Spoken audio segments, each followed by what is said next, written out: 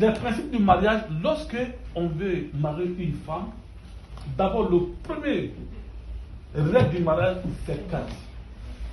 Le consentement, c'est-à-dire que tu vois un père de la femme. Écoutez très bien, un père de la femme, le père, c'est pas forcément que ce soit son père biologique. Non. Ça peut être son père biologique. S'il n'est pas là, si on dit forcément que ce soit son père biologique, et si celui-là est décédé, il n'est pas là, on ne peut pas arrêter le mariage. Donc maintenant, il faut trouver un père pour la femme. Père biologique. Un père pour la femme. Ça se dit que le père du mariage. Et je vais plus loin. Maintenant, ce père du mariage de la femme, si son père biologique n'est pas là, la femme ira voir un ami de son père. Si celui-là n'est pas là, la femme ira voir, je vais aller plus loin, un voisin même qui est à côté pour être son père du mariage. Si ce voisin n'existe pas, ou la femme n'a pas confiance, si la femme, avant qu'il soit marié, il avait fait un enfant, et l'enfant là est avec la femme, l'enfant là, même s'il a 10 ans, il a 15 ans, il a 20 ans, s'il n'y a personne, la femme va prendre son fils comme son père du mariage. Tu vois comment Dieu est merveilleux. Son propre fils, il peut être son père du mariage. Il dit, moi je donne ma maman au mariage, et c'est validé. C'est écrit dans le Coran. Donc ça veut dire que le mariage ne peut pas faire à deux. Donc, le premier, un père du mariage, ça peut être même son fils. Après, le fils ne peut pas donner lui seul mariage, sa maman en mariage à quelqu'un.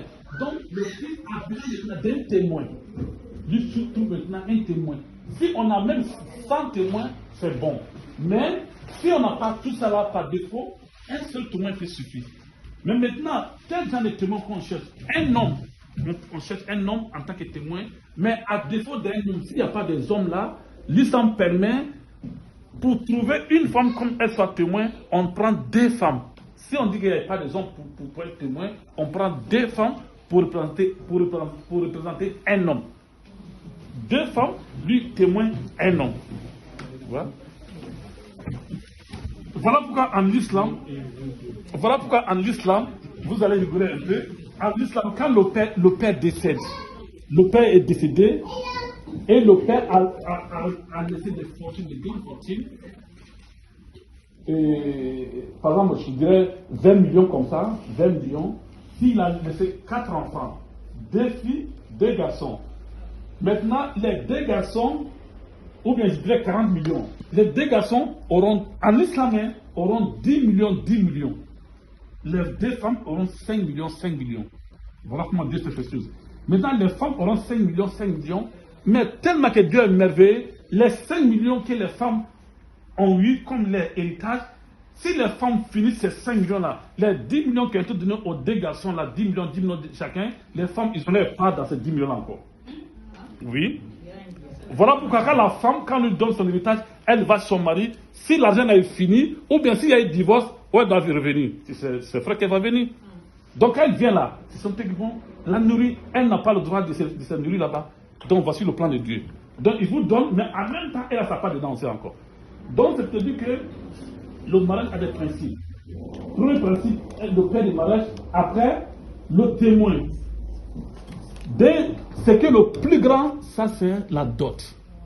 La dot, quand il n'y a pas la dot dans le mariage, il n'y a pas le mariage. La dot peut être ça, c'est pas forcément que ce soit l'argent. La dot peut être le Saint-Coran seul. La dot c'est un consensus, nous sommes d'accord. Et la dot peut être même, ne rigolez pas, hein, même ça peut être ça même. Je marie votre fille, la femme elle est d'accord, les parents sont d'accord, je donne ça, masque là.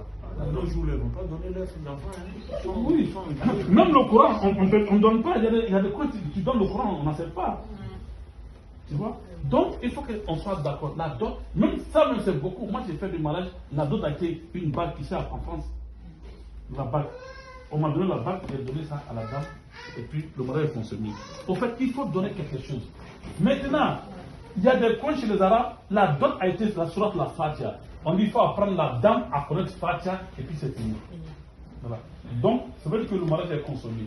Donc, cette somme-là appartient à la dame. Donc, je vais donner ça.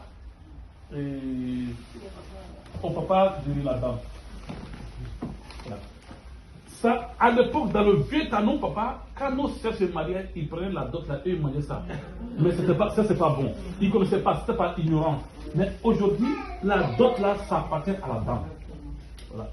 Maintenant, la dame, elle peut donner maintenant à qui que ce soit. Je fais un mariage entre un Français et une Française et un Ivoirien. Après avoir fait le séjour, le mariage, la dame m'a demandé, imam, est-ce que cette somme-là, je n'ai pas besoin de ça? Je peux donner ça à mon mari encore? Je dis, évidemment, tout de suite. Elle a retenu en même temps à son mari de prendre son argent. Après, elle va lui donner. Elle a donné avec son consentement. Donc, c'est, Inch'Allah, accepté. Donc, les quatre règles, le consentement des deux mariés, le père des deux mariés, les témoins, la dot, Inch'Allah, le mariage est déjà consommé. Voilà. Donc,